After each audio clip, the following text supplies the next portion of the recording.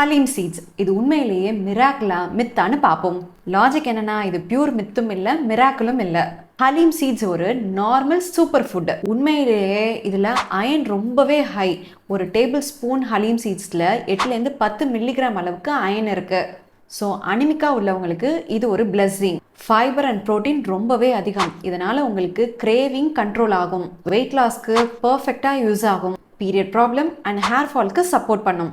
But twist என்னன்னா, weight loss ஆகும்னு overload பண்ணிங்கன்னா இதில் இருக்கக்கூடிய அதிக fibre stomach upset and severe ப்ளோட்டிங்கை உண்டாக்கும்.